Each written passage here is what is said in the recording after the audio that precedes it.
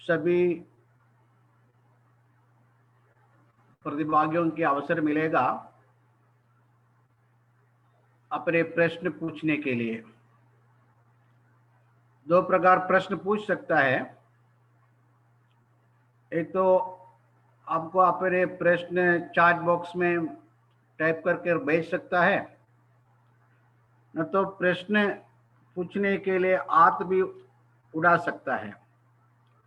कब प्रश्न पूछने के लिए अवसर देता है उसी समय ही अनम्यूट करके प्रश्न पूछना है और बाकी सभी लोग हमेशा अनम्यूट में रहना है। ये कार्यक्रम 1 घंटे का है, इसलिए ज़्यादा समय 40 मिनट का नहीं, 40 मिनट का प्रेजेंटेशन और 40 मिनट का डिस्कशन ऐसा रहेगा। 2 घंटे का है, इसलिए क्या क्या प्रश्न आपके मन में है प्रेजेंटेशन के समय आपके मन में आता है वो भी नोट कर सकता है, और क्या क्या विषय आपके मन में अभी है, क्योंकि भाषा का विषय शिक्षा के क्षेत्र में बहुत साल से एक बड़ा मुद्दा है।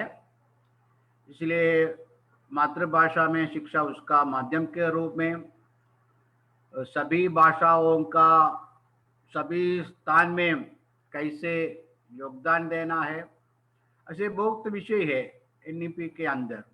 और के साथ साथ भारतीय ज्ञान परंपरा और कला ये भी विषय है। इसलिए सभी क्षेत्रों के आपके मन में क्या क्या प्रश्न है, जिज्ञासा है, उसका समाधान ले सकता है। इसलिए पहले हम पूरे ये प्रेजेंटेशन का सुनना है, समझना है, बाद में हर एक व्यक्ति समय के आधार पर समय मन में ठीक रखकर प्रश्न पूछना है। अभी मैं आज के मुख्य वक्ता को आपके समूह परिचय करवाता हूं। चामू कृष्ण शास्त्री जी ये भारत में और विश्व में संस्कृत भाषा के प्रचार प्रसार के क्षेत्र में उसका नाम संस्कृत के उसके साथ हो गया है, आइडेंटिटी हो गया। वो अभी संस्कृत प्रमोशन फाउंडेशन का सेक्रेटरी है। आपने संस्कृत शिक्षा में नया मेथोडोलॉजी पेडागोगी डेवलप किया है। संस्कृत हर एक क्षेत्र में स्पेशल पर्पस के लिए संस्कृत कैसे उपयोग करना है उसमें अपना काम है। विद्यार्थी जीवन से ही आप संस्कृत प्रचार प्रसार के लिए बहुत समर्पित व्यक्ति है, और गत 3 डेकेड में उन्होंने भारत के संस्कृत भाषा और भारतीय भाषाओं के प्रचार प्रसार उसका उन्नमन के लिए, सशक्तिकरण के लिए अपना जीवन समर्पित है। संस्कृत भारती की सरल संस्कृत संभाषण शिविर के माध्यम से उन्होंने विश्व भर में संस्कृत का एक माहौल बनाया है। अब विश्व भर में सभी संस्कृत प्रेमियों का एक नेटवर्क भी आपने बनाया है। वो संस्कृत भारती की अखिल भारतीय मंत्री रहे और सरकार की भी अन्य समिति का दायित्व उन्होंने लिया है। और बेंगलुरु में संस्कृत प्रदर्शनी, संस्कृत एग्जीबिशन उसका संयोजक रूप में आपका भूमिका बहुत प्रमुख है। संस्कृत के विषय लेकर उन्होंने बहुत किताबों लिखा है और संपादन भी किया है। आज आप हमारे बीच में हैं चामो कृष्ण शास्त्री जी। आप आज के विषय का प्रस्तुति करेंगे, promotion of Indian languages, art and architecture in NEP. नमस्ते चामू जी।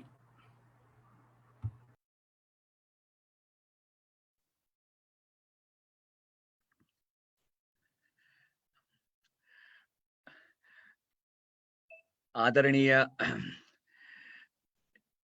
मई एनईपी और विद्या भारती के उच्च शिक्षा विभाग के सभी कार्यकर्ता बंधुगण और भारतीय भाषाओं में आदर रखने वाले और भारतीय भाषाओं के लिए काम करने वाले सभी विद्वज्जन, मेरा भाषण हिंदी, अंग्रेजी, संस्कृत सभी का मिश्रण होगा। यथासंभव ज्यादातर हिंदी में ही बोलता हूं और मुझे ये अवसर दिया इसके लिए प्रारंभ में ही मैं मेरा आभार व्यक्त करता हूं। ये बहुत आनंद का विषय है कि बहुत सालों के बाद ये जो राष्ट्रीय शिक्षा नीति 2020 आई है, अभी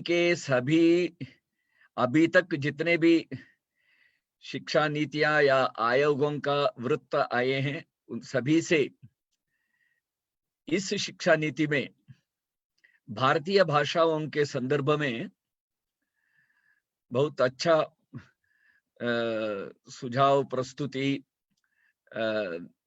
दी गई है। इसलिए राष्ट्रीय शिक्षा नीति का भी हार्दिक स्वागत हम कर ही रहे हैं। विशेषतः इस शिक्षा नीति में स्कूल शिक्षा के संदर्भ में और उच्च शिक्षा संदर्भ में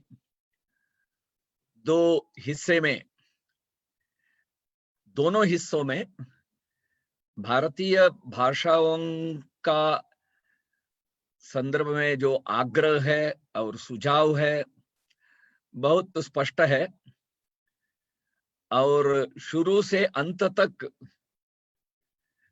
हर कदम में हमें भारतीय भाषाओं के शिक्षा का आग्रह हमें दिखता है। ये सबसे महत्वपूर्ण विषय है। स्कूल शिक्षा के संदर्भ में 4था अध्याय में है और उच्च शिक्षा के संदर्भ में 22वां अध्याय में फोकस एरिया में भारतीय भाषाओं का विशेष उल्लेख है। आप सब देखे ही होंगे और अभी तक शिक्षा नीति के संदर्भ में जितने भी भाषण आए सभी लोग इसके संदर्भ में उल्लेख करते ही हैं। इसलिए मैं उस संदर्भ में बहुत ज्यादा विस्तार से नहीं जाऊंगा क्योंकि फिर आपको थोड़ा मोनोटनी होगा और कुछ उस प्रकार का यांत्रिकता को उसका भंग करने के लिए मैं थोड़ा अलग से स्ट्रक्चर करके थोड़ा 2-3 स्लाइड्स के माध्यम से कुछ आगे प्रस्तुति करूंगा भी। कुल मिला के सारांश रूप में अगर कहना है तो स्कूल शिक्षा में भारतीय भाषा के माध्यम से, मातृभाषा माध्यम से शिक्षा और आनंद से नई पद्धति से क्रियाकलापों के माध्यम से भाषा सीखने का रास्ता बताया गया और उसके लिए आग्रह किया है। और भाषा को ज्ञान परंपरा के साथ जोड़ने का विषय, कला एवं संस्कृति के साथ जोड़ने का विषय भी है। और भाषाओं में जो वर्तमान भाषाएं हैं, 8वीं सूची के, संविधान के 8वीं सूची के भाषाएं, और मातृभाषाएं, प्रादेशिक भाषाएं, फिर प्राचीन भाषाएं, विदेशी भाषाएं, और ह्रास होने वाले बोलियां वगैरह जो लुप्त हो रहे हैं, ऐसे भाषाओं का भी, आदिवासी भाषा, वनवासी भाषा, वनवासियों की भाषा, ऐसे कई भाषा के संदर्भ में जितने भी प्रकार हैं, सभी भाषाओं का शिक्षा में यथोचित स्थान हो, यह देखा है, ये व्यवस्था की गई है। ये भी एक बहुत बड़ा विषय है। अभी तक इस प्रकार सभी भाषाओं का शिक्षा नीति में आने का ये नहीं था, ये पहली बार ये हुआ है।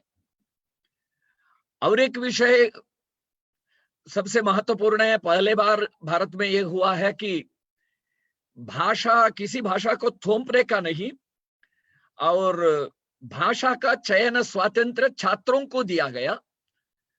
ये एक और एक महत्वपूर्ण विषय है। और वैसे वहां बहुभाषावाद का उल्लेख है शिक्षा नीति में, multilingualism, power of the language, ऐसा। ये मल्टीलिंग्वलिज्म के प्रसंग में मैं आगे बताता हूं। अभी थोड़ा कुछ स्लाइड शेयर करते हुए मेरा ये करता हूं।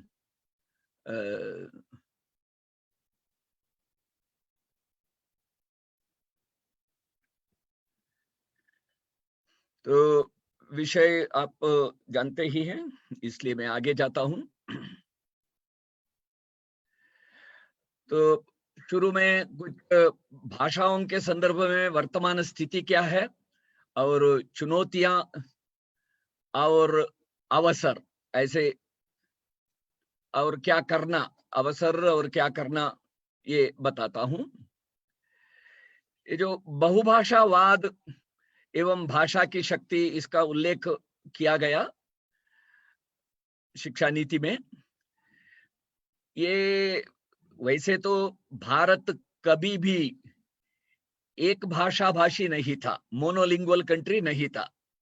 भारत बहुभाषा भाषी देश ही था। और लेकिन क्या है, यूरोप, अमेरिका आदि पश्चिम देशों में बहुत से देश ऐसे हैं जो मोनोलिंगुअल कंट्रीज हैं। ऐसे एक भाषा भाषी देशों में आजकल मल्टीलिंगुअलिज्म की बात की जाती है। इसलिए वहां मल्टीलिंगुअलिज्म और विदेशी भाषाओं को पढ़ना, कुछ मार्केट फोर्सेस के कारण से भी, सिक्योरिटी आदि के कारण से भी सभी देशों का वो सभी भाषाओं को सीखने का वो हो रहा है। दूसरा, कुछ मेडिकल रिसर्च के कारण भी ज्यादा भाषा सीखने से बुद्धि का विकास ज्यादा होता है। इसलिए विदेशों में मल्टीलिंगुअलिज्म का, बहुभाषावाद का ज्यादा चर्चा है और शिक्षा में उसका स्थान आजकल ज्यादा है। लेकिन भारत में पहले से भी, और आप बहुत से आप लोगों को मालूम है, जो प्रांत, अगर अभी जो भाषा के अनुसार जो प्रांतों का विभाजन हुआ है, अभी के हमारे प्रांतों का अगर बॉर्डर एरिया अगर आप देखेंगे, बॉर्डर एरिया में सभी बहुभाषी ही है। और बड़े बड़े नगरों में, आजकल छोटे नगरों में भी, नगरों में जितने भी लोग रहते हैं उसमें 30, 35, 40% लोग वहां के स्थानीय नहीं रहते हैं, बाहर अन्य प्रांत से आए रहते हैं। इसलिए नगरों में भी अभी कोई भी नगर अगर एक भाषा भाषी नहीं है। इसलिए पूरा भारत देश आज वादी है, यानी बहुभाषा भाषी है। हम वाद के इज्म से हटकर बहुभाषा भाषी ये शब्द मैं करता हूं। और भाषा की शक्ति का भी इसमें शिक्षा नीति में चर्चा की गई है। बुद्धि का विकास के लिए, प्रतिभा का विकास के लिए जितने भी ज्यादा भाषाएं हम सीखते हैं उतना विकास ज्यादा होता है। एक नई भाषा सीखना यानी एक नई दुनिया का प्रवेश करना जैसा ही है। और हर एक भाषा हर एक भाषा की एक संस्कृति होती है। और उस संस्कृति, कला भाषा के माध्यम से अभिव्यक्त होते हैं। और भाषा सीखना यानी संस्कृति जानना, और भाषा और संस्कृति, भाषा और कला ये अविभाज्य हैं और एक दूसरे के साथ ही जाते हैं। इसलिए भाषा का, संस्कृति की रक्षा और संस्कृति का विकास और संस्कृति को जीवन में, आचरण में लाने में भाषा का बहु महत्वपूर्ण स्थान है। अगर भाषा खोया तो संस्कृति भी खोया, संस्कृति अगर नष्ट होती है तो भाषा भी नष्ट होती है।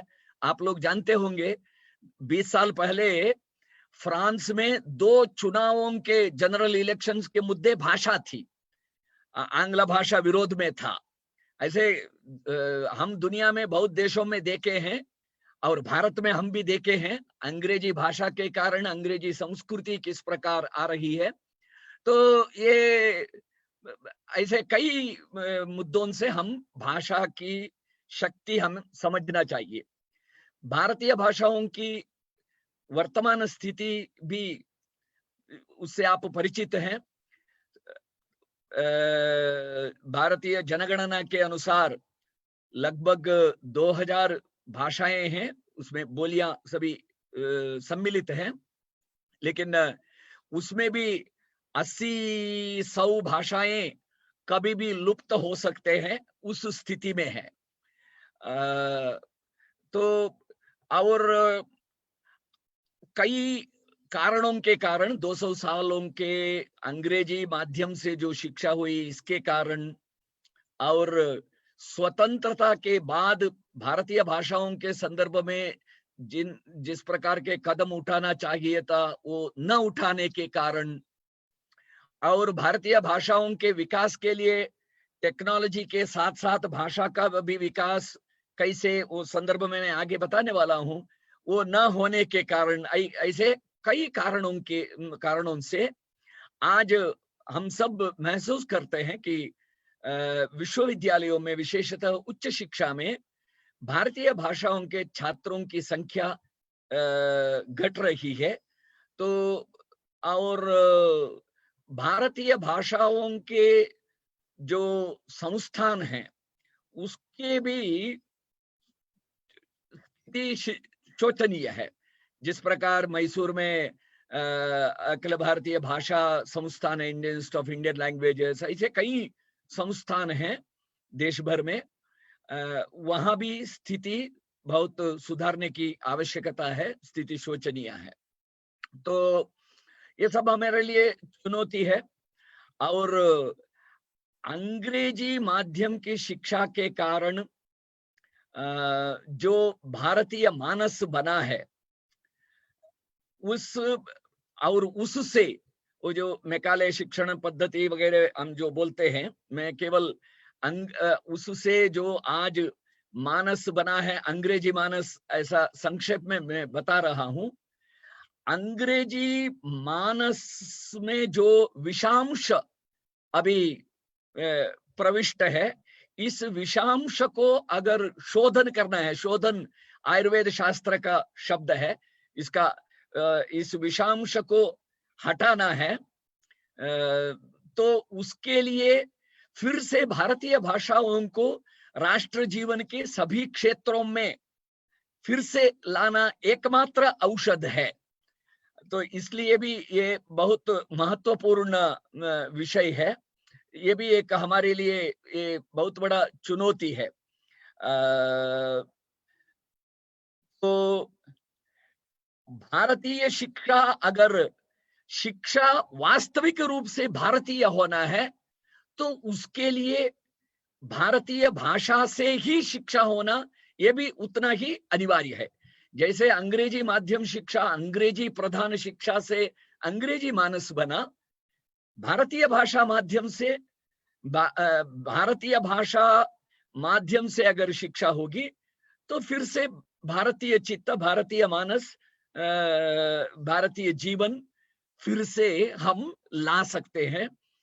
इसलिए भी भारतीय भाषाओं के संदर्भ में सोचने की बहुत आवश्यकता है। ये सारी बातें हमारे शिक्षा नीति में अभिव्यक्त हुए हैं, वहां प्रतिबिंबित हुए हैं। उन्हीं बातों को मैं अलग रीति से यहाँ बता रहा हूं। और राष्ट्रीय शिक्षा नीति को हम अभी नए भारत निर्माण में जो परिवर्तन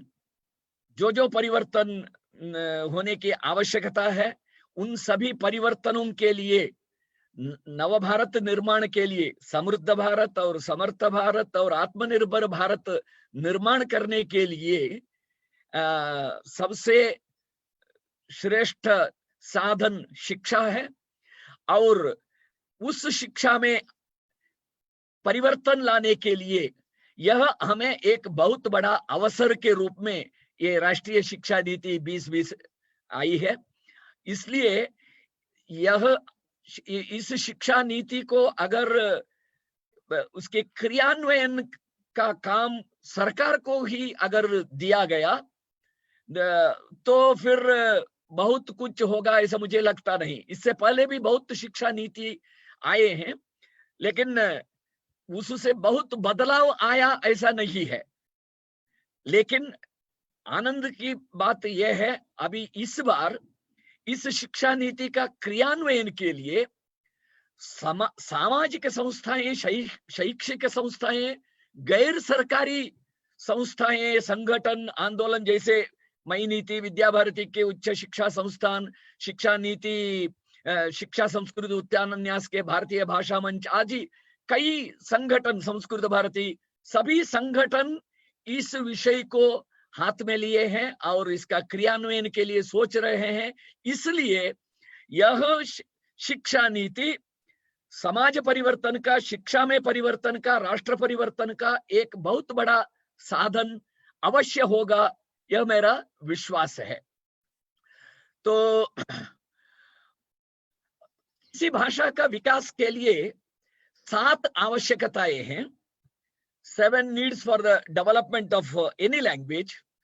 तो उसमें पहला विषय रहता है बोलने वाले, उस भाषा में बोलने वाले लोग। ये बोलने वाले लोग यानी इसमें 2-3 प्रकार के होते हैं। एक तो मातृभाषा के रूप में बोलने वाले, दूसरा कार्यालयों में, अलग अलग स्थानों में, मार्केट में, सब जगह इसका मातृभाषा न होने पर भी द्वितीय भाषा के रूप में, तृतीय भाषा के रूप में इस भाषा का प्रयोग करने वाले लोग चाहिए। जब भाषा व्यवहार में रहता है तब भी भाषा का विकास होता है, ये आप जानते हैं। लेकिन उसमें सबसे मुख्य बात मातृभाषा के रूप में उसका प्रयोग, दैनंदिन जीवन में इसका प्रयोग, घर में हो, कार्यालय में हो, मार्केट में हो, कहीं भी दैनंदिन जीवन में भाषा का प्रयोग हुआ और राष्ट्र जीवन के सभी क्षेत्रों में उस भाषा का अगर प्रयोग होता है तभी उस भाषा का विकास होता है। ये पहला बिंदु है। दूसरा बिंदु, माध्यम के रूप में, medium of instruction, medium of education, medium of entertainment, medium of culture, medium of commerce, medium of entertainment, medium of justice, jurisprudence, medium of technology, medium of science, medium of literary debate, medium of discussion. इस प्रकार राष्ट्र जीवन के सभी क्षेत्रों में माध्यम भाषा के रूप में ये भाषा होना चाहिए। हम भारतीय भाषाओं का जब हम चर्चा करते हैं तो देखिए, अभी अंग्रेजी भाषा हम ये भी जानते हैं, आज वाणिज्य के माध्यम भाषा रूप में, टेक्नोलॉजी के माध्यम भाषा रूप में, विज्ञान के माध्यम भाषा रूप में, एडमिनिस्ट्रेशन के माध्यम भाषा रूप में ऐसे सब अंग्रेजी है। अंग्रेजी आने से पहले भारत में कौन सी भाषा थी? कई भाषाएं हो सकते हैं। हाँ, संस्कृत भी था पूरे देश में, प्रदेशों में अलग अलग भाषाएं थी, लेकिन पैन इंडियन लैंग्वेज के रूप में, लिंक लैंग्वेज के रूप में देश के एक कोने से दूसरे कोने तक संस्कृत भाषा थी। और या अन्य भाषा होने पर भी भारतीय भाषाएं सभी पूरे देश में प्रसृत थे ही, लेकिन सभी भारतीय भाषाओं में जो संस्कृत की शब्दावली थी उसके कारण सब समझते थे। किसी भी प्रांत का व्यक्ति अगर दूसरे प्रांत में जाते हैं तो उनके संस्कृत शब्दावली के कारण सब भारतीय भाषा आपस में लोग समझते थे। तो इसलिए ये माध्यम के रूप में भी भारतीय भाषाओं का व्यवहार होता था। आज भी ये अंग्रेजी माध्यम अलग अलग, केवल शिक्षा का माध्यम नहीं, प्रशासन का, वाणिज्य का, टेक्नोलॉजी का, सभी का माध्यम भाषा। फिर से हमें भारतीय भाषाओं को इन सभी के माध्यम भाषा रूप में लाने की आवश्यकता है। तीसरा बिंदु यह है, समकालिक साहित्य, कॉन्टेम्पररी लिटरेचर, वर्तमान साहित्य। जैसे जैसे समाज में, राष्ट्र में, दुनिया में नए नए चीजें आते हैं, नया नया परिवेश निर्माण होता है, उसका प्रतिबिंबन, उसका रिफ्लेक्शन साहित्य में होना चाहिए। तो कॉन्टेम्पररी लिटरेचर हर भाषा में आना चाहिए। अगर नहीं हुआ, भाषा अपडेट नहीं होता है, समकालिक नहीं बनता। तो ये भी एक आवश्यकता है। जैसे कॉन्टेम्पररी लिटरेचर में भी जितने भी विषय हैं, राष्ट्र जीवन के जितने भी विषय हैं, वो सभी विषय आते हैं। चौथा बिंदु है शब्द निर्माण का सातत्य। ये शब्द निर्माण प्रक्रिया ये जो रहता है वो निरंतर होते रहना चाहिए। नए नए चीजें आते हैं, उसके लिए नए नए शब्द भी निर्माण होने की आवश्यकता है, और उस शब्द निर्माण का फिर डेसिमेशन भी होना चाहिए।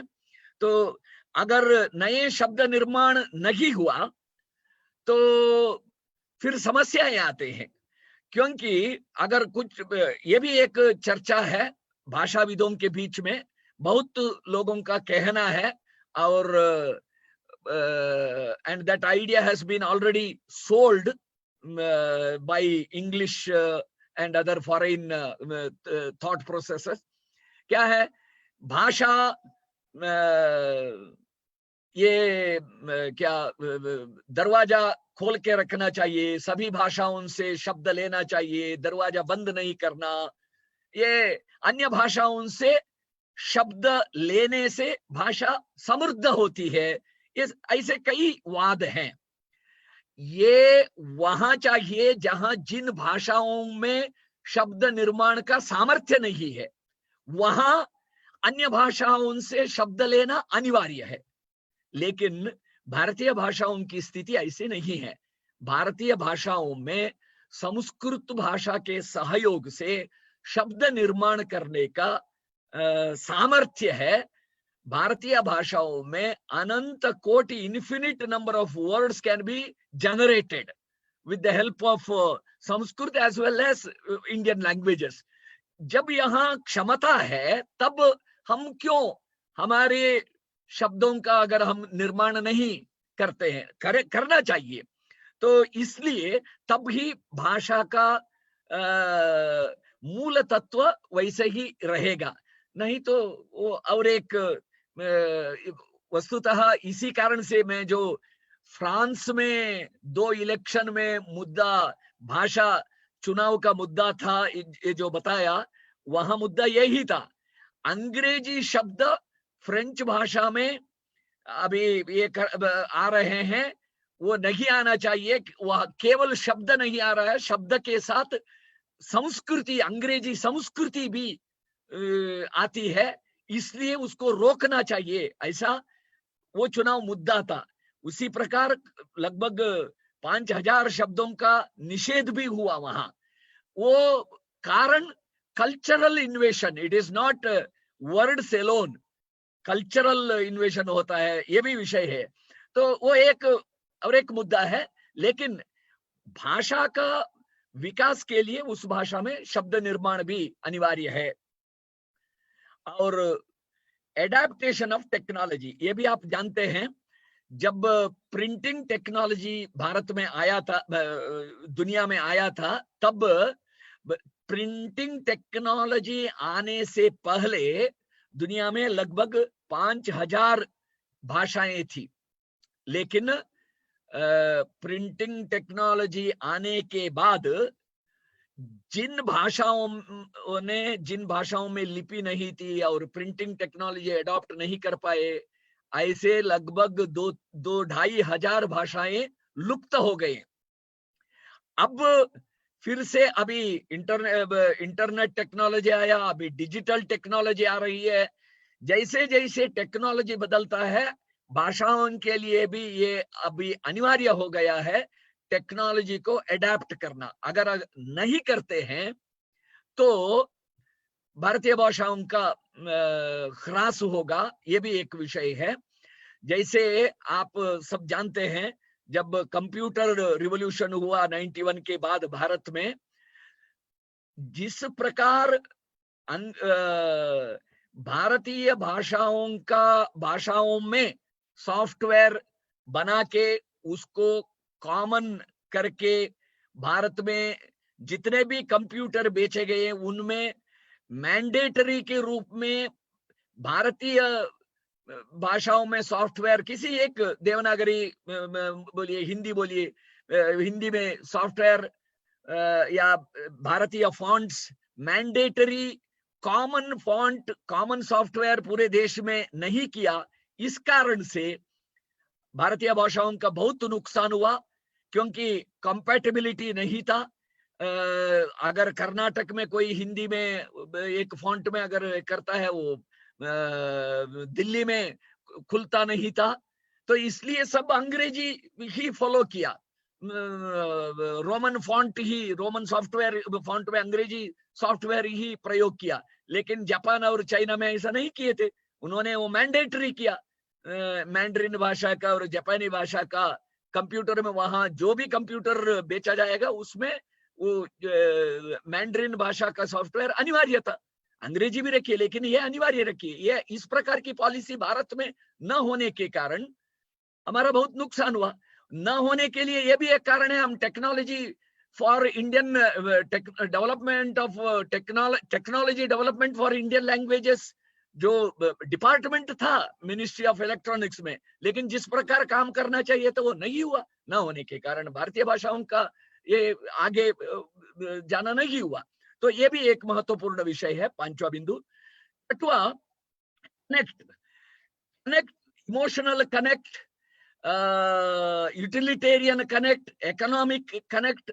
भाषा का अलग अलग इसके साथ, जैसे एम्प्लॉयमेंट के साथ कनेक्ट रहता है, स्वाभिमान देशाभिमान के साथ भाषा का कनेक्ट रहता है। ऐसे कई प्रकार के संबंध रहने से भाषा का विकास होता है। जैसे स्वातंत्र्य आंदोलन के समय स्वदेश, स्वभाषा, स्वभूषा, ये 3 शब्द बहुत प्रचलित था। स्वभाषा के आग्रह के कारण और स्वातंत्र्य आंदोलन के साथ हिंदी आंदोलन जुड़ने के कारण पूरे देश में हिंदी का प्रचार हुआ। तो एक इमोशनल कनेक्ट है। आज भी भारत का नवनिर्माण के लिए, समृद्ध, समर्थ, आत्मनिर्भर भारत निर्माण का ये जो बहुत बड़ा आंदोलन अभी शुरू हुआ है, उसके साथ भारतीय भाषा अगर संबद्ध रहेगा तो भारतीय भाषाएं भी उसके साथ साथ आगे आ सकते हैं। ये मैं इसलिए अभी बता रहा हूं आप सबके सामने, ये कनेक्ट, इसमें कई काम जो है वो सरकार के द्वारा या हमारे द्वारा, ये एक प्रश्न है। इसलिए मैं लास्ट में लिखा हूं पैट्रनेज। पैट्रनेज, स्टेट पैट्रनेज माने सरकार का राजाश्रय और समाजाश्रय। आजकल प्राइवेट कॉर्पोरेट पैट्रनेज भी भाषाओं के लिए चाहिए। कॉर्पोरेट पैट्रनेज, समाज का राजाश्रय, समाजाश्रय और वाणिज्य आश्रय, ऐसा 2-3 प्रकार के आश्रय हो सकते हैं। लेकिन ये सामान्यतः हमारे भाषा कार्यकर्ता, भाषा के संबंधी जितने भी हम बात करते हैं, हमारी चर्चा भारतीय भाषाओं के संदर्भ में, भारतीय भाषाओं के विकास के लिए क्या करना, इस चर्चा में ज्यादातर हमारी चर्चा, सजेशन, सुझाव, चिंतन सब और डिमांड, ये सब सरकार केंद्रित रहता है। गवर्नमेंट पैट्रनेज, पॉलिसी चेंजेस वगैरह वगैरह, ठीक है वो चाहिए, लेकिन मैं उसको लास्ट में 7वां रखा हूं, क्योंकि ये पहले जो 6 है वो 6 हम भी कर सकते हैं। हम करना चाहिए, हम करेंगे, इससे समाज में बदलाएगा, समाज में बदलाएगा तो फिर सरकार में बदलाएगा। ये टॉप टू बॉटम अप्रोच से नहीं होगा, बॉटम अप अप्रोच होना चाहिए। इसलिए अभी हमें हमारा रणनीति, अभी तक हम सरकार के मुंह देखते थे, इसलिए भारतीय भाषाओं का विकास नहीं हुआ। अब हमें इसको बदलना चाहिए। अब हमारे माध्यम से, हमारे प्रयास से हम क्या कर सकते हैं, इसके बारे में सोचना चाहिए। इसलिए मैं थोड़ा अलग से विषय को आपके सामने रखा हूं, तब ही कुछ परिवर्तन हो सकता है। और यहाँ ये जो 7 आवश्यकताएं दिखाया हूं, इसके संदर्भ में सामान्यतः सभी विषय न्यू एजुकेशन पॉलिसी में रिफ्लेक्ट हुआ है। ये सारे बातें बोलने वालों का भी माने संस्कृत में हो या भारतीय भाषाओं का प्रयोग के संदर्भ में उस उल्लेख है। भारतीय भाषा माध्यम से न केवल स्कूल शिक्षा का, उच्च शिक्षा का माध्यम भी, तकनीकी शिक्षा का माध्यम भी भारतीय भाषा होना चाहिए। उसके लिए क्या क्या कदम उठाना, ये भी मीडियम का भी नूतन शिक्षा नीति में चर्चा हुई है।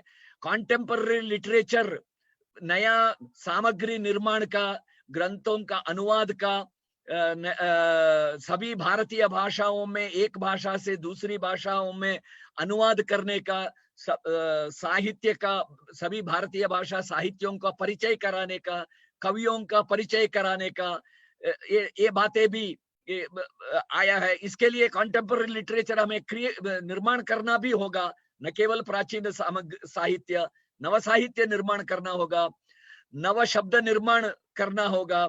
और ये भारतीय भाषाओं के संदर्भ में सोचने के लिए ही भारतीय भाषा विश्वविद्यालय स्थापना का विषय भी है नई शिक्षा नीति में। और इंस्टीट्यूट ऑफ ट्रांसलेशन का भी, अनुवाद संस्थान का, भारतीय अनुवाद संस्थान स्थापित करने का भी विषय है नूतन शिक्षा नीति में। और एडेप्टेशन ऑफ टेक्नोलॉजी का तो है ही, वो भी वहां चर्चा है। और कनेक्ट, इसका भी चर्चा है, क्योंकि भारत का धरोहर के साथ जोड़ने का, कला संस्कृति के साथ जोड़ने का, ये सब कनेक्ट का विषय है। और प्राचीन भारतीय विश्वविद्यालयों का उल्लेख भी है नूतन शिक्षा नीति में, वो आदर्श हमारे सामने रखा है। ये सब कनेक्ट का विषय है। तो नूतन शिक्षा नीति में जो बातें, इन सभी संदर्भों का, और पैट्रनेज, राजाश्रय का भी वहां बहुत आग्रह किया है। शिक्षकों की नियुक्ति, भारतीय भाषा शिक्षा के लिए पर्याप्त मात्रा में शिक्षकों की नियुक्ति होना चाहिए, और चाहिए तो एक दूसरे प्रांत से ले भी सकते हैं। ऐसे कई सुझाव, बहुत से सुझाव, प्रायोगिक, व्यावहारिक और अत्यंत आवश्यक सुझाव भी नूतन शिक्षा नीति में, राष्ट्रीय शिक्षा नीति में दिए गए हैं। तो लेकिन अभी इसका क्रियान्वयन के लिए केवल सरकार के ऊपर आश्रित न होते हुए हम इनिशिएटिव लेके हम हमारे प्रयास से ही बहुत कुछ कर सकते हैं, और इसका क्रियान्वयन के लिए देश भर एक अनुकूल वायुमंडल निर्माण करना चाहिए, तब ही क्रियान्वयन होगा।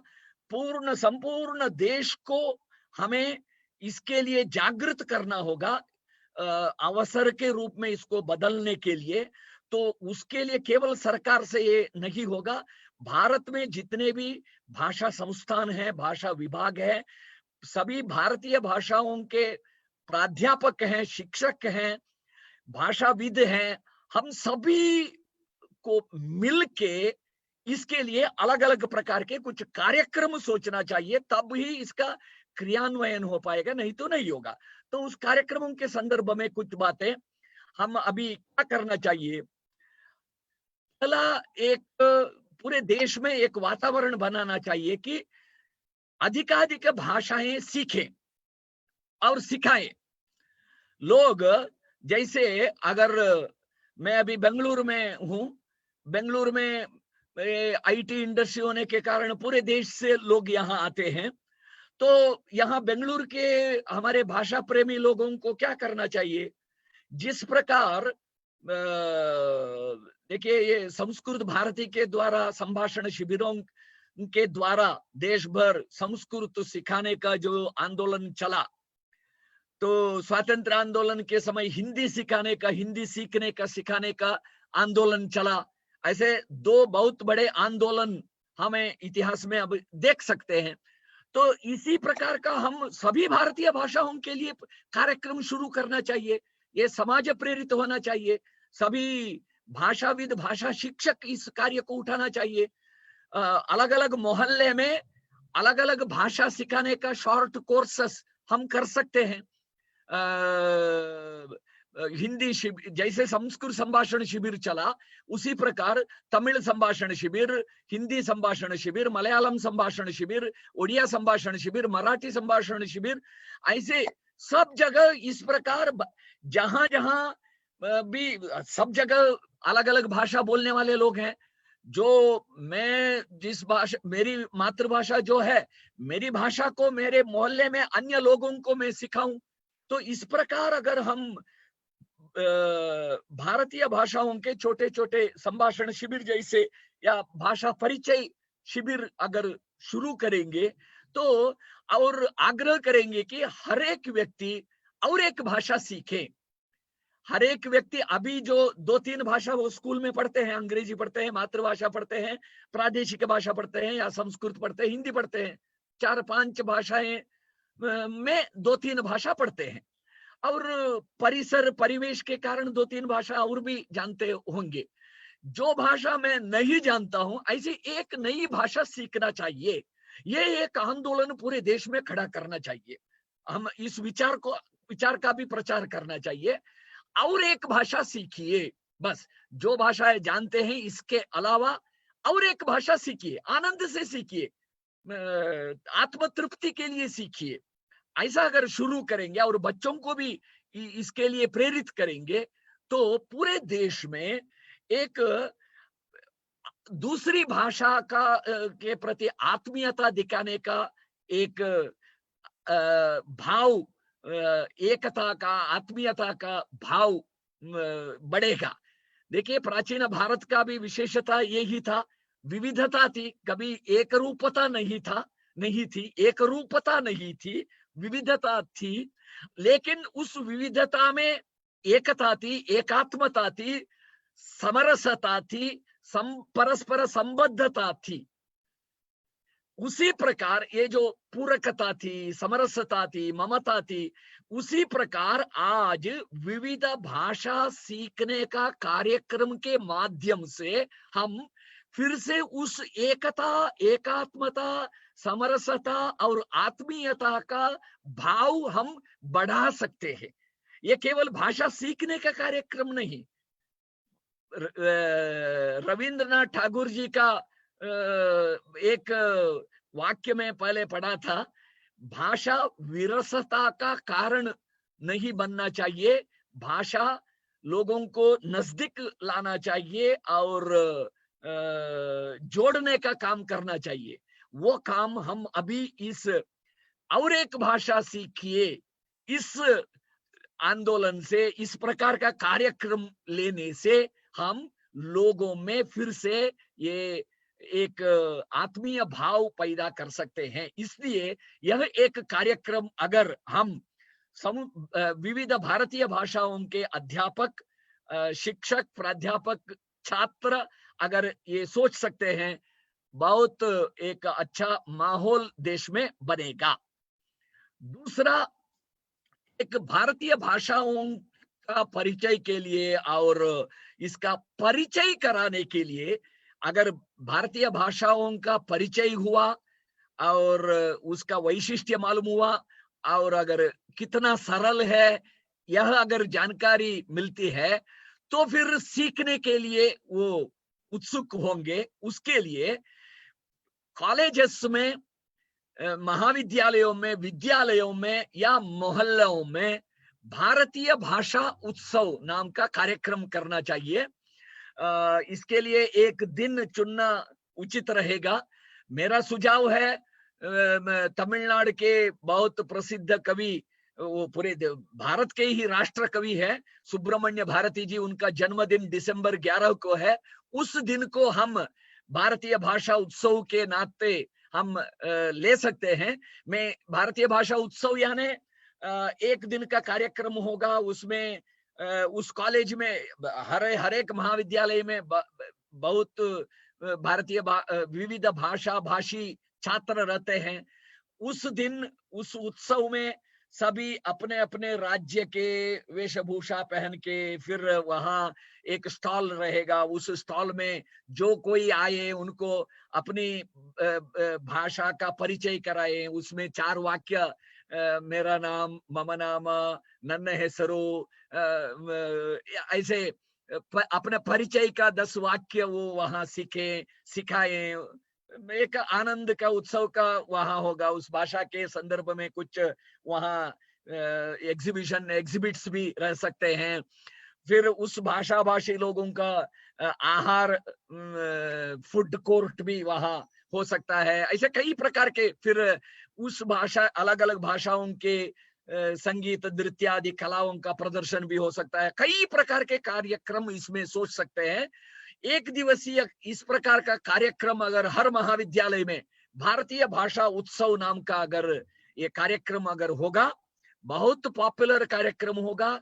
युवाओं में, छात्रों में भारतीय भाषाओं के, अन्य भाषाओं का परिचय कराने में, कुछ सीखने में, 4 वाक्य सीखा। देखिए, इस प्रकार का अगर एक भारतीय भाषा उत्सव कार्यक्रम एक महाविद्यालय में अगर होता है, अलग अलग भाषाओं के अलग अलग स्टॉल्स होंगे, वहां कुछ 10-20 वाक्य भी सीख सकते हैं, ऐसा वहां व्यवस्था है। तो निश्चित रूप से हर एक छात्र हर स्टॉल में जाके अपने को जो वाक्य चाहिए ऐसे वाक्य सीख के आएगा, बहुत भाषाएं सीखेंगे। एक बहुत आनंद का उत्सव वो हो सकता है। ये भारतीय भाषा उत्सव का एक छोटा सा नोट मैं बनाया हूँ, 2-3 पेज का। मैं ये आयोजकों को दूंगा, वो कल परसों MyNEP वेबसाइट में वो डालेंगे, वो आप सब देख सकते हैं। ये भारतीय भाषा उत्सव अगर अगले साल से पूरे देश में अगर हम मनाएंगे, ये भी एक अच्छा वातावरण बनेगा। तीसरा, ये जो नव शब्द निर्माण प्रक्रिया हर भारतीय भाषा में होना चाहिए। तो 2 व्यवस्थाएं अभी है।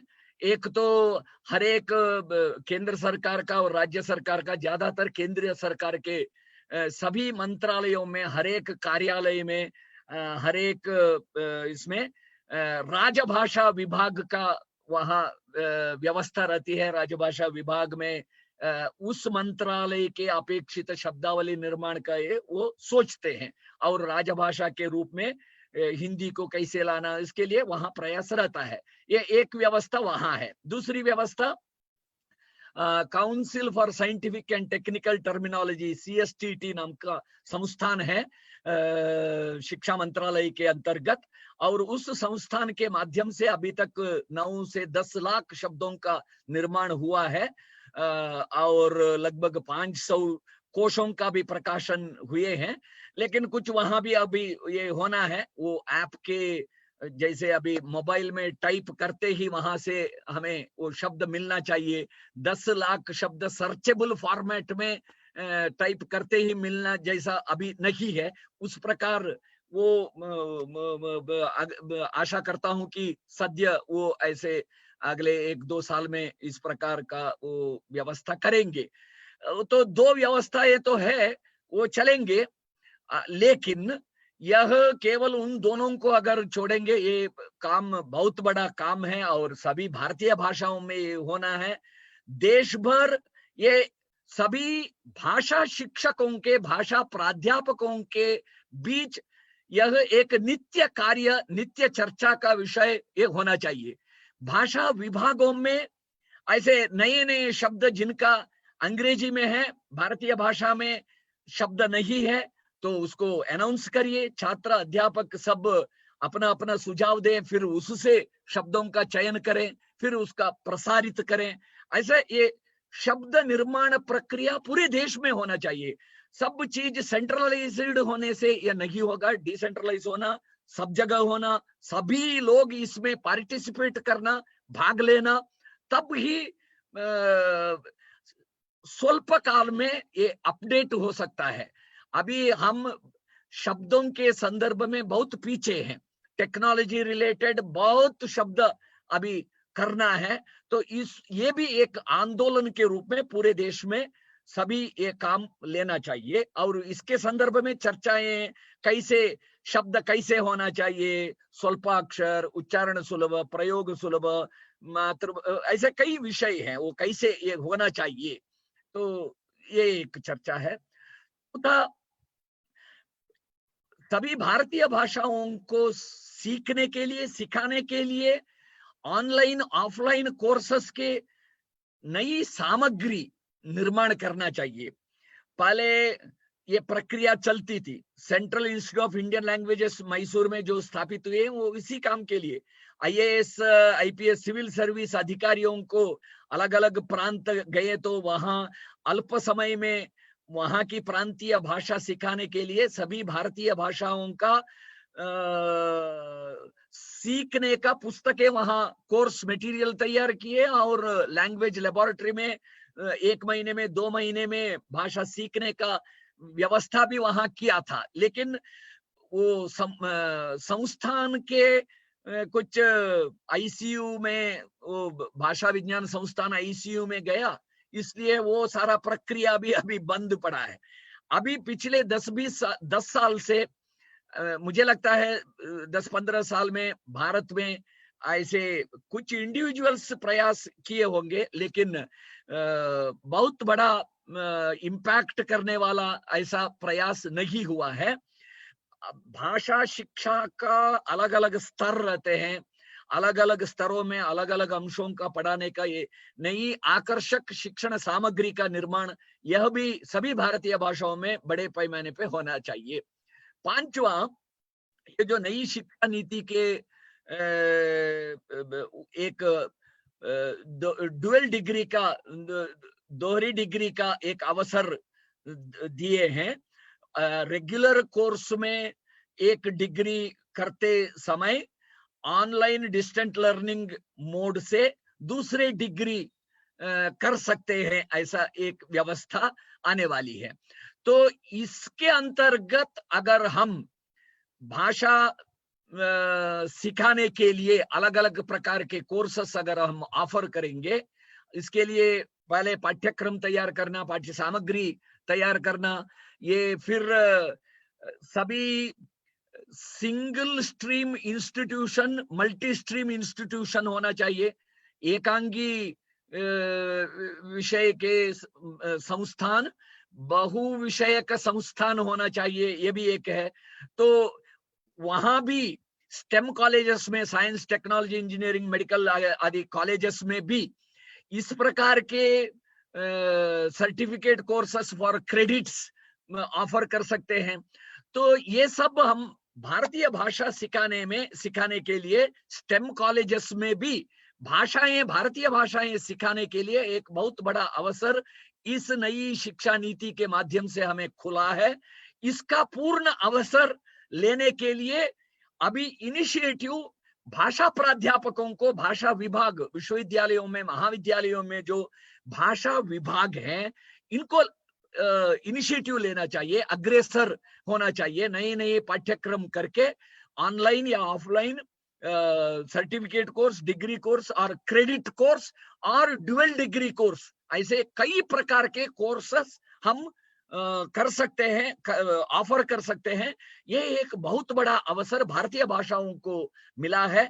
इससे उच्च शिक्षा, भारतीय शिक्षा को भी, भारतीय उच्च शिक्षा, तकनीकी शिक्षा, विज्ञान शिक्षा, वाणिज्य शिक्षा, ये सब भारतीय भाषा माध्यम से करने के लिए भी एक बहुत बड़ा अवसर होगा। इसके बारे में भी हमें सोचना चाहिए। और ये जो अभी पूरे हम 30-50 साल से स्वतंत्रता के समय से ही भारतीय भाषाविद हम आग्रह करते आए हैं कि उच्च शिक्षा भारतीय भाषा में हो। तो हर सभा में, हर सम्मेलन में ये भाषण होता था, उच्च शिक्षा भारतीय भाषा में होना चाहिए। हाँ, अभी शिक्षा नीति में इस प्रकार का आग्रह पहली बार अभी आया है, लेकिन हमारे ओर से भी इसके लिए तैयारियां अभी तक नहीं हुई है जितना मात्रा में होना चाहिए। अगर स्टेम कॉलेजेस में, science technology engineering mathematics colleges में और वाणिज्य महाविद्यालयों में वाणिज्य के इस प्रकार के सभी प्रकार के कंप्यूटर के हो, सभी प्रकार के इस प्रकार के आधुनिक विद्याओं को भारतीय भाषा माध्यम से अगर कोर्सेस उच्च शिक्षा में करना है तो संदर्भ ग्रंथ भारतीय भाषाओं में अभी कहाँ तैयार है, और पढ़ाने वाले कौन है ये भी तैयार नहीं हुआ। इसलिए ये संदर्भ ग्रंथों का अनुवाद का एक बहुत बड़ा अभियान होना चाहिए। यद्यपि NEP 2020 में अखिल भारतीय अनुवाद संस्थान का स्थापना का विषय है, लेकिन एक संस्थान करने से कितने साल, 20, 30, 50 साल आवश्यक होगा। तो एक संस्थान उसके विशेष विषयों का वो मार्गदर्शन कर सकते हैं, लेकिन ये प्रत्यक्षतः ये काम हर विश्वविद्यालय में, हर महाविद्यालय में शुरू होना चाहिए। देश भर में इसके लिए भाषाविद ही हर प्रांत में उस प्रांतीय भाषा में ये स्टेम विषयों का, संदर्भ ग्रंथों का अनुवाद के लिए कुछ विशेष योजनाएं करना चाहिए। हमें भाषा शिक्षकों को इनिशिएटिव लेके ये काम करना चाहिए, तब ही नई शिक्षा नीति में जो कहा गया उच्च शिक्षा भारतीय भाषा माध्यम से हो, वो तब ही हो पाएगा जब हम इस प्रकार का काम लेंगे। और 7वां विषय, भारतीय भाषा के लिए एक अभियान हमें शुरू करना चाहिए। भारतीय में जो पहले 7 आवश्यकताएं बताया, speakers, medium, contemporary literature, adaptation of technology, word generation वगैरह वगैरह, उन 7 विषयों को ध्यान में रखते हुए और उस कार्य के संदर्भ में भारतीय भाषा आगे हो, इसके लिए हमें भारतीय भाषा अभियान लेना चाहिए। वो प्रांत स्तर में, नगर स्तर में, जिला स्तर में, अलग अलग स्तरों में, नीचे के स्तरों में, हम जहां हैं, हमारे इर्द गिर्द में उस एरिया में अगर हम शुरू करते हैं, सब जगह ये शुरू होना चाहिए, ये ऊपर से नहीं आना चाहिए, नीचे से ये आना चाहिए। हर व्यक्ति इसका एक अग्रेसर, पायनियर जैसे काम करना चाहिए। ऐसे अगर भारतीय भाषा अभियान अगर हम उठा सकते हैं, बढ़ा सकते हैं, तब ही राष्ट्रीय शिक्षा नीति में जितने भी बातें कहे गए उनका क्रियान्वयन तब भी हो पाएगा। ये 7 काम अगर हम हमारे ये यहाँ जो क्या करना चाहिए, 7 बिंदु मैंने बताया, इन 7 बिंदुओं को लेके हम अगर काम शुरू करेंगे अभी से, तब शिक्षा नीति को हम क्रियान्वित कर सकते हैं। नहीं तो ये और एक राष्ट्रीय शिक्षा नीति हो सकती है। इसलिए मेरा निवेदन है, हम सब मिलके फिर से भारतीय भाषा को राष्ट्र शिक्षा क्षेत्र के साथ साथ अन्य क्षेत्रों में भी, सब क्षेत्र में फिर से भारतीय भाषा लाने के लिए अपने ओर से हम काम शुरू करें। सरकार के मुंह देखने के बजाय हम हमारे ओर से काम शुरू करना चाहिए। ये मैं थोड़ा ज्यादा ही विषय रखने के लिए शायद मैं थोड़ा ज्यादा समय लिया हूं, क्षमा करना। और आगे बहुत बहुत धन्यवाद कृष्ण शास्त्री जी। आपने केवल शिक्षा नीति में क्या, ऐसा नहीं, इतना साल से भारतीय भाषाओं के संवर्धन के लिए आप कार्यरत है। आपके अनुभव, आपके दृष्टि को आपने रखा है। अभी सभी प्रतिभागियों का ये अवसर है। अभी हमारे पास 20 मिनट का समय है। इसको भी उचित रूप में उपयोग करना है। ये अभी कैसे उपयोग करे ऐसे ही रहेगा शिक्षा नीति का भी अवसर। हमारे पास कृष्ण शास्त्री जी है, इसलिए आपने 7 बिंदु कैसे लागू करना है अपने ओर से, व्यक्तिगत रूप में, हमारा संस्था, परिवार, सभी स्तर पर कैसे ये लागू कर सकता है, इस संदर्भ में आपके मन में कोई जिज्ञासा है तो अभी पूछ सकता है। सीधे भी पूछ सकता है, कोई चैट बॉक्स में लिखे तो वो भी इधर ऐसे भी प्रस्तुत कर सकता है। अभी सबको ये अवसर आपके पास है।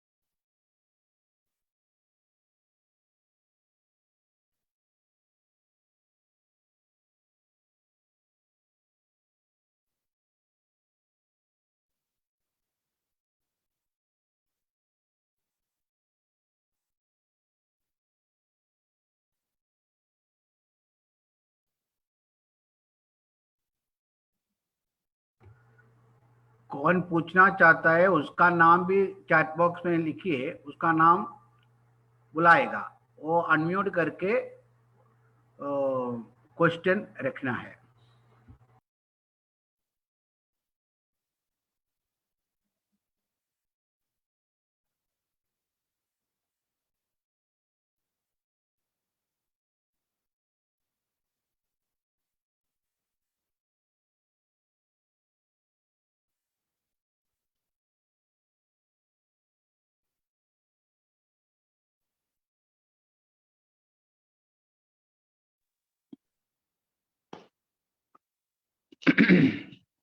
शास्त्री जी नमस्कार, मैं शिव कुमार बोल रहा हूँ। नमस्कार। हाँ, नमस्ते शिव कुमार जी। हाँ नमस्कार विनोद जी। नहीं, मैं तो एक विषय है आपके साथ में, ये बहुत से लोगों की जिज्ञासा है कि भाषा के बारे में भारतीय समाज में एक बहुत बड़ा भ्रम ये फैला हुआ है कि विद्वान होना यानी अंग्रेजी जानना। अगर आप अंग्रेजी नहीं जानते हैं तो आप विद्वान नहीं हैं।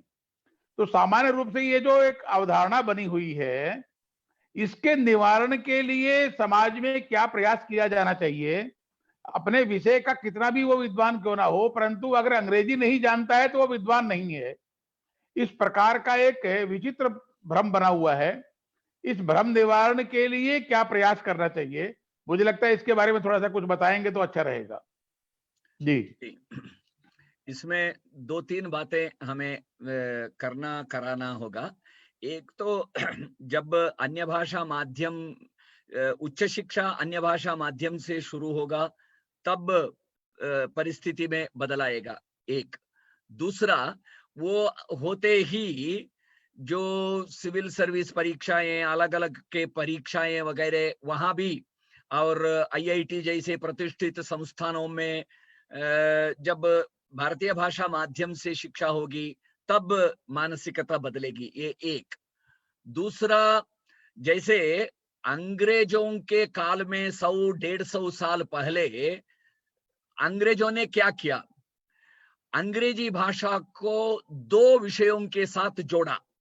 एक तो रोजगार के साथ अंग्रेजी को जोड़ा, अंग्रेजी शिक्षा को जोड़ा, अंग्रेजी भाषा को जोड़ा रोजगार के साथ। दूसरा, प्रतिष्ठा के साथ जोड़ा। मैं मान्य दत्तोपंत ठेंगड़ी जी के पुस्तकों में, भाषणों में सुना हूं, पढ़ा हूं कि शुरू में जो अंग्रेजी में बीए, एमए डिग्री प्राप्त किए थे कलकत्ता में, नागपुर में, ऐसे लोगों का सार्वजनिक सभाओं में अभिनंदन कार्यक्रम होते थे।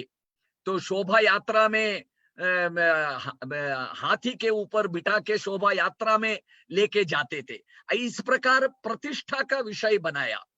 हिब्रू रिवाइवल मूवमेंट चला 100 साल पहले इजराइल में, वहां भी हिब्रू रिवाइवल के लिए क्या किया, हिब्रू भाषा का पुनरुज्जीवन के लिए 2000 साल के बाद ये कार्यक्रम हुआ था। 1882 में मूवमेंट शुरू हुआ था, 1925 तक हिब्रू भाषा रिवाइवल पूर्ण हुआ। तब भी उन्होंने क्या किया, तो हर एक यहूदी बच्चे का 14वां साल जब होती है, कुछ धार्मिक कार्यक्रम होता है, तो उस कार्यक्रम के लिए बच्चे को तैयार करते थे कि उस कार्यक्रम में वो 1 घंटा हिब्रू भाषा में भाषण करें। तो वो एक प्रतिष्ठा का विषय बनता था। इसलिए 2 साल 3 सालों तक वो युवा बच्चा हिब्रू भाषा में धारा प्रवाह बोलने के लिए प्रयास करता था, और उस कार्यक्रम में सभी के सामने हिब्रू में भाषण करता था। तब लोग सब उसका सम्मान करते थे। तो ऐसे करके करके प्रतिष्ठा का विषय बनाया। तो हमें भी भारतीय भाषा रोजगार के साथ जोड़ना, प्रतिष्ठा का विषय बनाना, फिर भारतीय भाषाओं को व्यवहार में लाने के लिए कुछ प्रायोगिक व्यावहारिक ये काम कराना होगा। उसमें उसके लिए समाज में आम डिमांड, अभियाचना, आम लोगों की याचना कराना होगा। जैसे जो भारतीय भाषा माध्यम से पढ़ेगा, नौकरियों में, सरकार के नौकरी में 10% भारतीय भाषा माध्यम से पढ़े हुए उनका आरक्षण, या आरक्षण अभी ज्यादा नहीं कर सकते, 10% ग्रेस मार्क दीजिए आप, 10% ग्रेस मार्क इसमें जॉब के लिए, तो एक इंसेंटिव हुआ। इस प्रकार के कई प्रकार के इंसेंटिव हो सकते हैं। जैसे कॉमर्स मिनिस्ट्री, हर एक मंत्रालय, केंद्र सरकार के और राज्य सरकार के हर एक मंत्रालय भारतीय भाषाओं के लिए काम कर सकते हैं, केवल शिक्षा मंत्रालय नहीं। जैसे वाणिज्य मंत्रालय है, ये कंज्यूमर प्रोडक्ट्स, जितने भी कंज्यूमर प्रोडक्ट्स के रैपर ये पैकेज जो रहता है, रैपर्स, तो वो अभी अंग्रेजी में छपा हुआ रहता है। गांवों में भी वो जाती है, चिप्स हो, ये फास्ट, ये सारे खाने का सब अंग्रेजी भाषा में रहता है। वो भारतीय भाषा में छपे, या कम से कम एक साइड भारतीय भाषा में, एक साइड और किसी भाषा में छपे। इस प्रकार का मंत्रालय, अगर कॉमर्स मिनिस्ट्री पोजीशन माने नियम करते हैं तो सभी करेंगे। तो कॉमर्स मिनिस्ट्री कर सकते हैं, या जिन वाणिज्य संस्थाओं ने भारतीय भाषाओं को व्यवहार में लाते हैं, एडमिनिस्ट्रेशन में या पब्लिसिटी में या कम्युनिकेशन में या होर्डिंग्स, एडवर्टाइजमेंट्स, ऐसे भारतीय भाषाएं का प्रयोग जो करेंगे उनको 1% टैक्स छूट मिलेगा। अगर कॉमर्स मिनिस्ट्री इस प्रकार का करेंगे तो सभी शुरू करेंगे। तो ऐसे इस प्रकार तब भारतीय भाषा में प्रतिष्ठा का भी विषय बनेंगे। तो कुछ इस प्रकार के कुछ व्यावहारिक काम हमें करना चाहिए। कुछ देशों में ये करते हैं, सिटीज में जो होर्डिंग्स, बड़े बड़े होर्डिंग्स होते हैं, आज देश भर सभी होर्डिंग्स अंग्रेजी में होते हैं, तो वो साइन बोर्ड्स, होर्डिंग्स भारत कुछ देशों में ऐसा है, वहां की प्रादेशिक भाषा का प्रयोग करेंगे तो 1% उनका टैक्स छूट रहता है। तो भारत में भी इस प्रकार के कर सकते हैं, इसे कुछ एक्शन हमें करना होगा।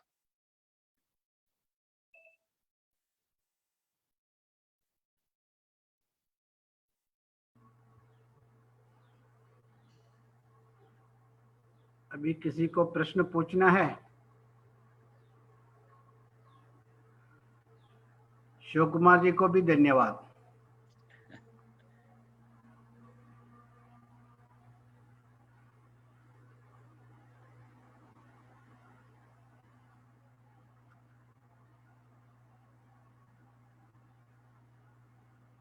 सुधाकर अभी समअप करके पूरा कर सकता है? कोई प्रश्न नहीं है?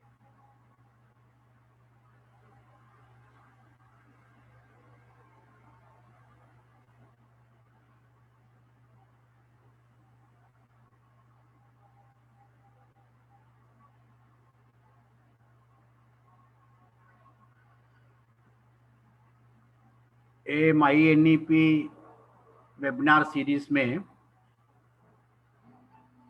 आज के विषय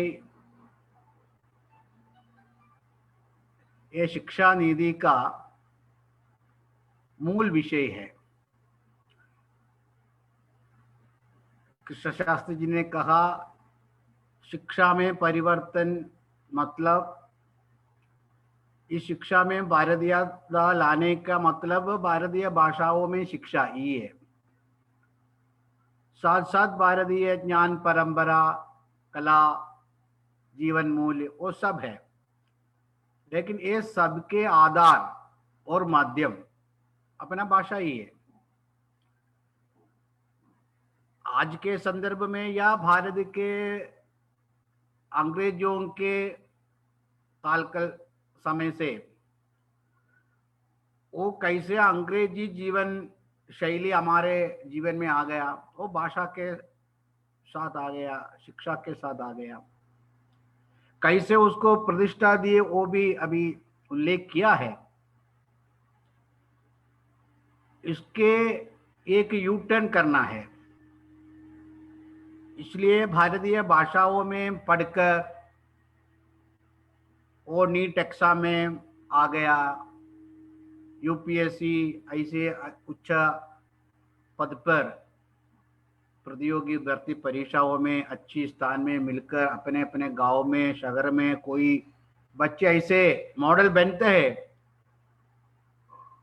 उसको उस नौजवान को हम मान्यता देना है, रिकॉग्नाइज देना है, उसको अभिनंदन करना है।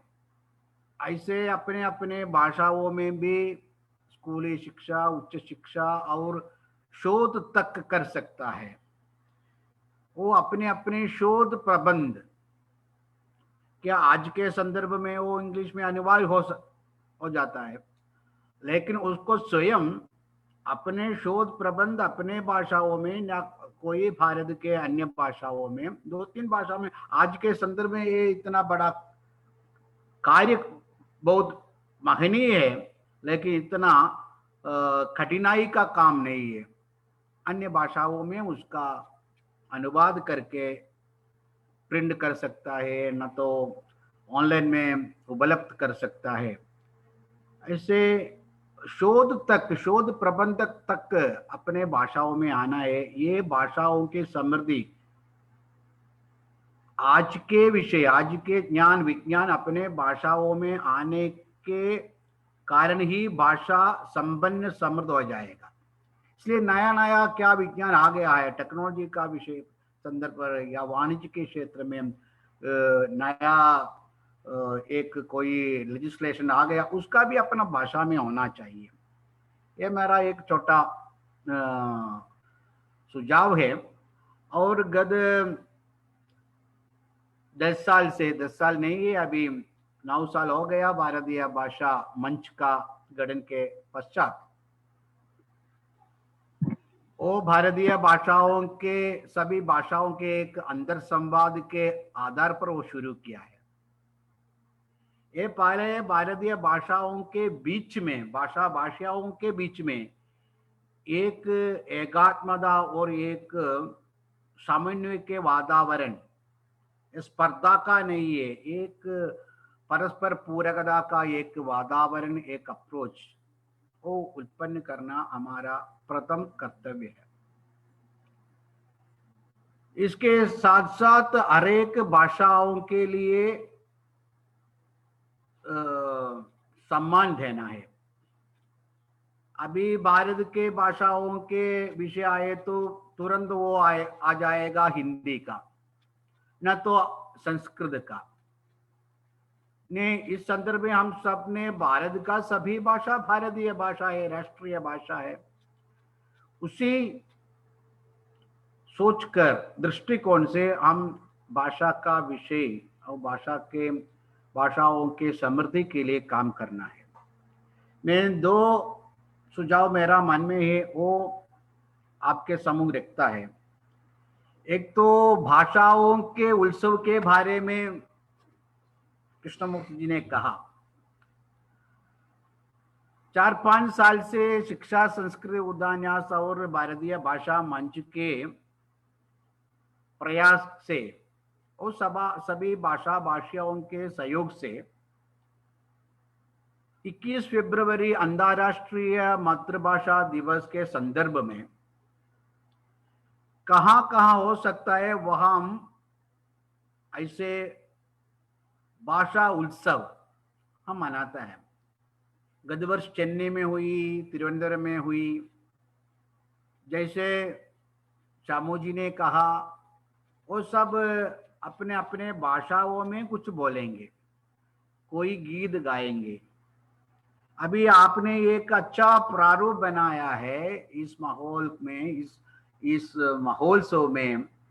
जैसे एक उत्सव के आधार पर 10 वाक्य अपने ओर से, न तो कोई अन्य व्यक्ति से वार्तालाप करने के लिए 10 वाक्य का सीख सकता है।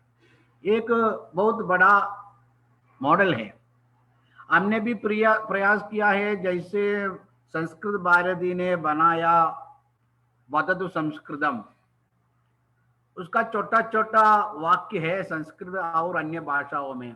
केरल में मलयालम और संस्कृत के बीच में मिलता है।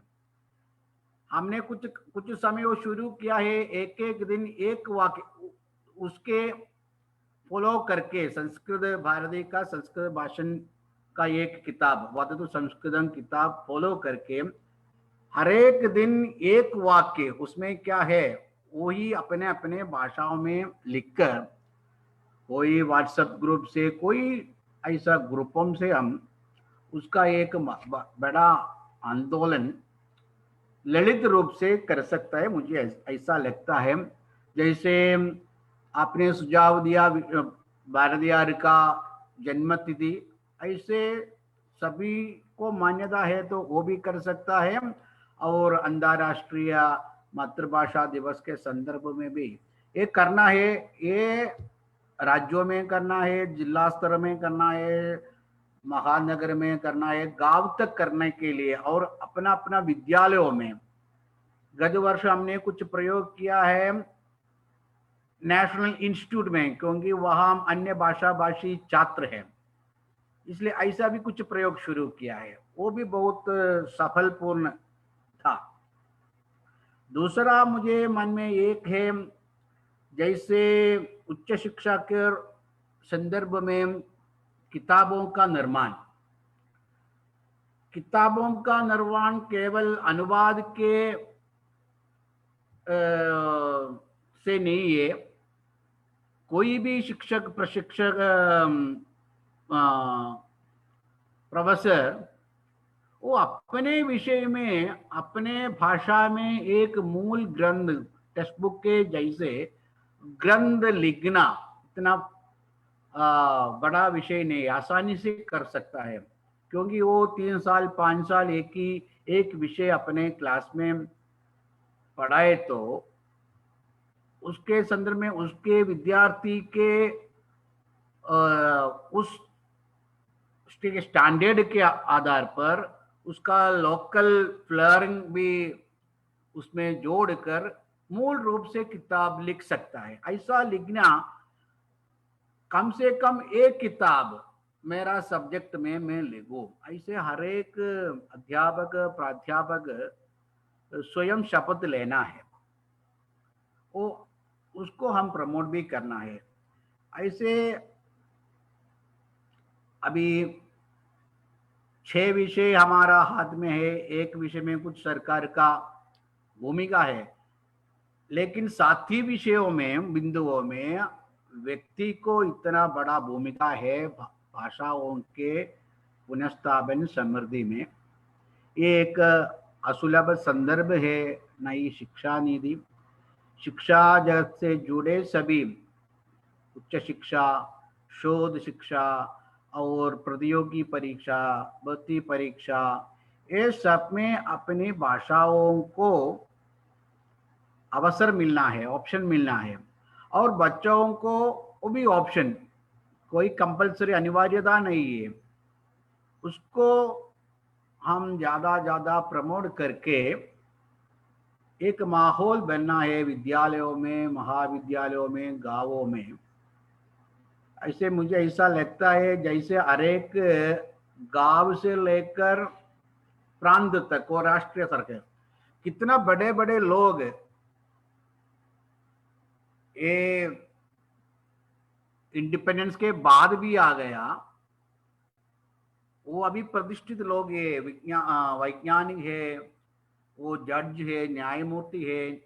ऐसे ऐसे प्रतिष्ठित लोगों का सूची बनाकर वो सब अपने मातृभाषा में शिक्षा लेकर ऐसे पद पर आ गया है। ऐसे लोगों को समाज में प्रतिष्ठित करना भी हमारा एक काम है। ऐसे शिक्षा नीति के संदर्भ में भारतीय भाषाओं, भारतीय कला, भारतीय ज्ञान विज्ञान परंपरा, वो सब विद्यालय स्तर से शोध स्तर तक हम लागू करने के लिए हम कोशिश करना है। एक साथ कोशिश करें तो सबको इसका लाभ मिलेगा और एक जैसे समर्थ, सशक्त और आत्मनिर्भर भारत का निर्माण में हमको भी योगदान कर सकता है। इतना इस संदर्भ में टिप्पणी करके मैं मेरा वाणी को विराम करता है। नमस्ते।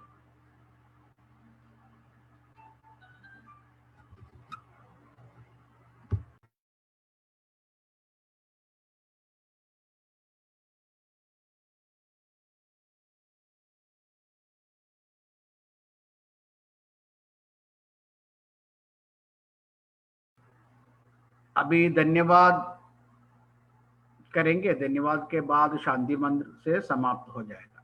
नमस्ते।